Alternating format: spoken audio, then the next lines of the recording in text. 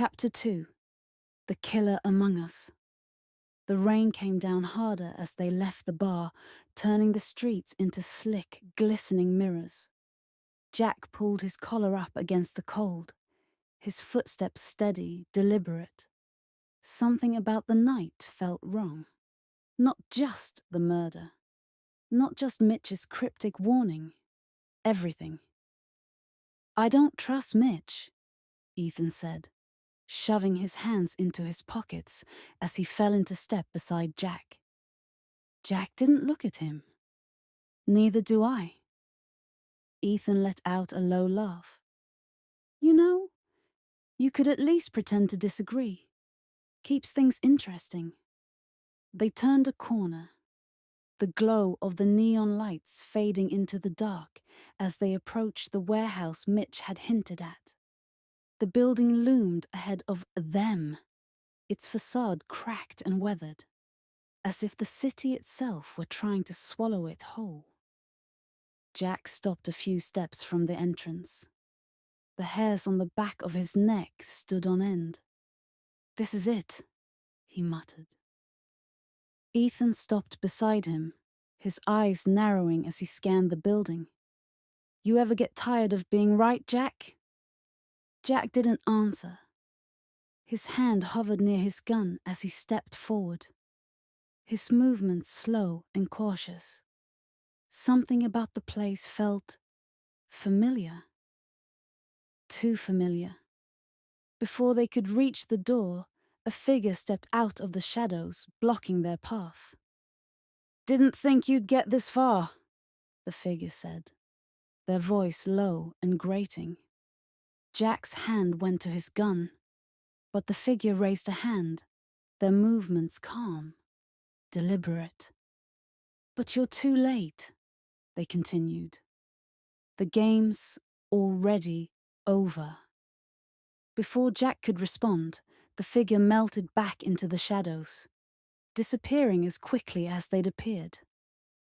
Ethan let out a sharp breath, his hand still resting on his holster. "What the hell was that?" Jack stared into the darkness, his jaw tight. "I don't know, but we're getting close." The warehouse door creaked open, the sound echoing through the empty space. Inside, the air was cold, heavy with the scent of mildew and forgotten years. Jack's hand didn't leave his gun as they moved deeper into the building, their footsteps muffled against the damp concrete floor. The place looked abandoned, but Jack knew better. "There," Ethan said, nodding toward the far end of the room. A single light bulb flickered to life, illuminating a small wooden table. On it sat a stack of files, their edges yellowed with age. Jack approached the table carefully, his eyes scanning the room for any signs of movement. Something about the scene felt too deliberate, too staged. "Who leaves their notes out in the open like this?" Ethan muttered, leaning over Jack's shoulder as he flipped through the files. Jack didn't answer. His eyes narrowed as he pulled out a photograph from the stack. The face staring back at him was familiar. Too familiar. "Damien Cross," Jack said, his voice low. Ethan stiffened beside him. "You mean the big fish? The guy no one's seen in years?" Jack nodded, his stomach twisting. "He's been here, in Ferronaut, this whole time." The realization hit them both like a punch to the gut. This wasn't just a murder case. This was something bigger. The rain hadn't let up by the time they reached the car. Jack sat behind the wheel, the photograph of Damien Cross resting on the dashboard. "You think he's the one pulling the strings?" Ethan asked, his voice breaking the silence. Jack didn't respond right away. His fingers tapped against the steering wheel, his mind racing. "He's behind everything," Jack said finally. The murders, the messages, it's all connected. Ethan leaned back in his seat, his arms crossed. Great. So how do we find a ghost? Jack turned the key in the ignition, the engine roaring to life. We don't. He'll find us.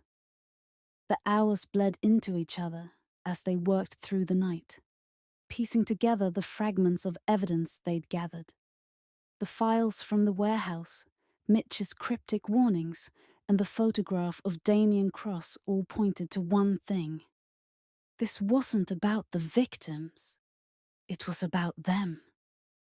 This whole case is a setup, Jack said, his voice tight. Ethan looked up from the files spread out across the desk. You think Cross is playing us? Jack nodded, his jaw clenched. He's been watching us from the start. Every move we make, he's one step ahead. Ethan let out a low whistle. So what do we do? Wait for him to make the next move? Jack's eyes narrowed. Number? We force his hand. The city was quieter than usual as they drove through the streets, the rain finally letting up. The warehouse Mitch had mentioned was their destination, but Jack couldn't shake the feeling that they were walking into a trap. You sure about this? Ethan asked, his tone uncharacteristically serious. No, Jack admitted. But we don't have a choice. The warehouse loomed ahead, its windows dark and lifeless. Jack parked the car a few blocks away, his hand resting on his gun as they approached on foot. The door creaked open, revealing a room bathed in shadows. And in the center of it all, a man stood waiting. Detectives, Damien Cross said, his voice smooth and mocking. I've been expecting you. Cross's presence filled the room, his calm demeanor more unnerving than any threat. You've been busy, Jack said, his voice steady, despite the tension in the air. Cross smiled, a cold, calculated expression. You think you've been chasing me, detective. But the truth is, I've been leading you. Ethan stepped forward, his hand on his holster. Cut the theatrics, Cross. What do you want? Cross's smile widened. I want you to see, to understand. He gestured to the files scattered across the table. This city is a machine, Cross said. And I'm just one of its many gears. You think catching me will stop anything? You're wrong. The system will keep turning, with or without me. Jack's jaw tightened as he listened to Cross's words. You're just another criminal, Jack said. And criminals can be stopped. Can they? Cross asked, his tone mocking. Or do they just get replaced? The words hung in the air as Cross stepped back into the shadows, his laughter echoing through the room. By the time they left the warehouse, Cross was gone.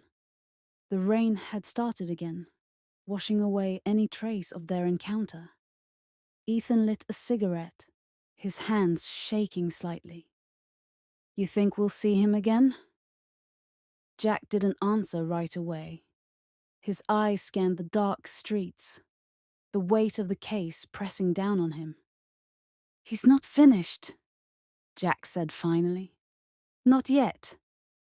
The city stretched out before them, its secrets still buried in the shadows. And somewhere in those shadows, Damien Cross was waiting. The end. Or perhaps just the beginning.